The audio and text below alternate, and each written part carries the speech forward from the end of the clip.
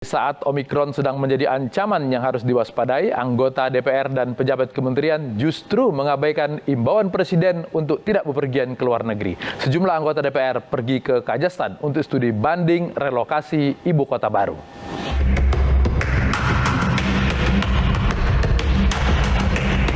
Ancaman persebaran COVID-19 varian Omikron di Indonesia tampaknya tidak cukup menjadi alarm bahaya bagi anggota DPR. Ketua dan sejumlah anggota Panitia Khusus RUU Ibu Kota Negara DPR bersama pejabat Kementerian Perencanaan Pembangunan Nasional berpergian ke Kazakhstan untuk studi banding pemindahan ibu kota negara. Bersama Bappenas hanya 5 yang berangkat untuk kemudian studi banding di sana. Nah, ini kita bagi memang, ada yang ke Kalimantan Timur, itu juga jumlah terbatas saja. Demikian. Jadi hanya perwakilan aja? Iya, perwakilan saja.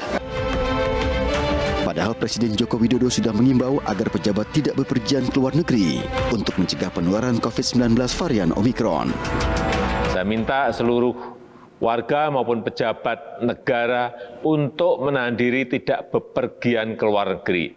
Paling tidak sampai situasi mereda.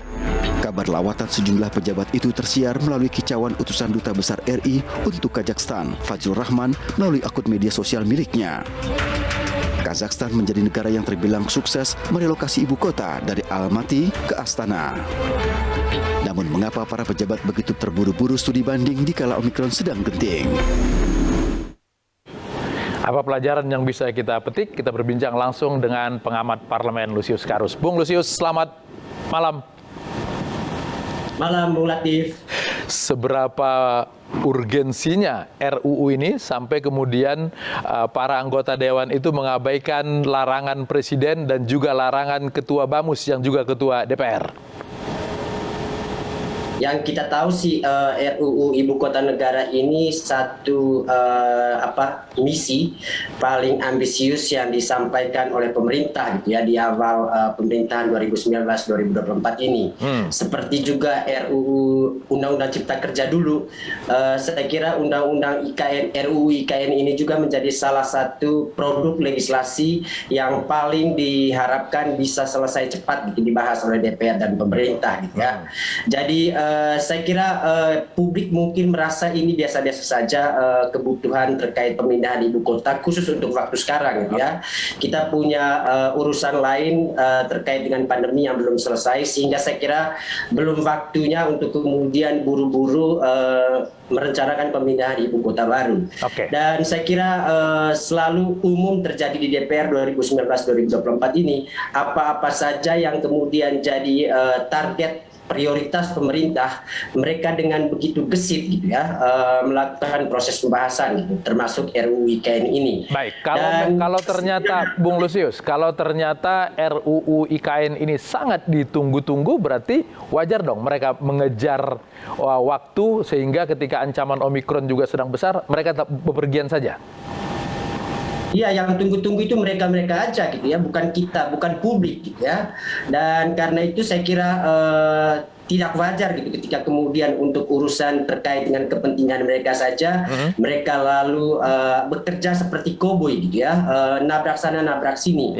Di awal pembentukan pansus RUU IKN ini mereka melanggar tata tertib terkait dengan jumlah anggota pansus RUU IKN.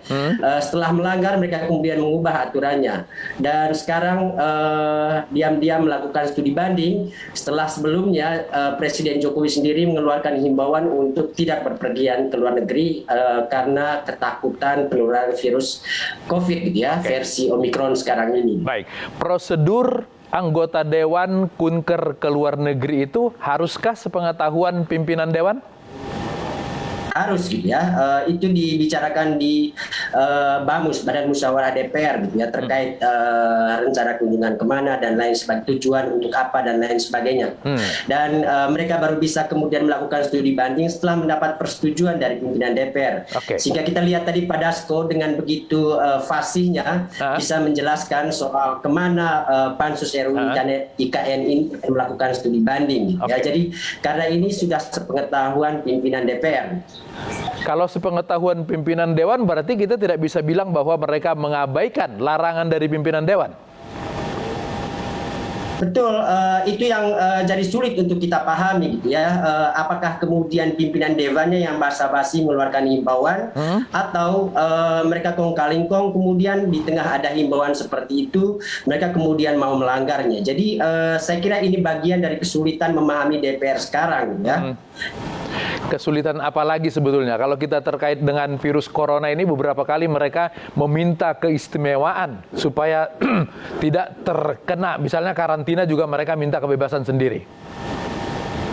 Betul, saya kira sejak awal pandemi ini yang muncul dari DPR bukannya usulan atau inisiatif terkait dengan bagaimana kemudian membantu pemerintah membuat kebijakan yang tepat untuk memastikan pandemi ini segera berakhir. Ya, yang justru muncul dari DPR, mereka sibuk dengan diri mereka sendiri. Kenapa kemudian Formapi di akhir tahun kemarin membuat evaluasi dengan mengatakan DPR semakin jauh dari rakyat, gitu. Karena rakyat terus bergumul dengan penderitaan, terus bergumul dengan pandemi, sementara DPR yang sibuk bergumul dengan urusan keistimewaan, kemewahan, kenyamanan diri mereka sendiri. Ya. Oke.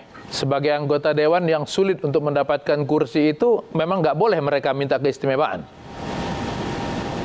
Saya kira sih boleh saja, tapi kemudian mereka harus bisa mempertanggungjawabkan permintaan-permintaan itu ketika kemudian rakyat yang mereka wakili itu pada saat yang bersamaan tengah berhadapan dengan situasi kritis. Ya, bagaimana kemudian menjelaskan kualitas kepemimpinan wakil rakyat ini ketika kemudian mereka sibuk dengan diri mereka sendiri saat rakyat yang mereka wakili itu membutuhkan bantuan. Ya. Oke, karena mungkin mereka wakil rakyat, maka mereka mendapat keistimewaan mewakili rakyat. Mungkin begitu, Bro Lusius ya. Baik, Bro Lusius, terima kasih sudah berbagi di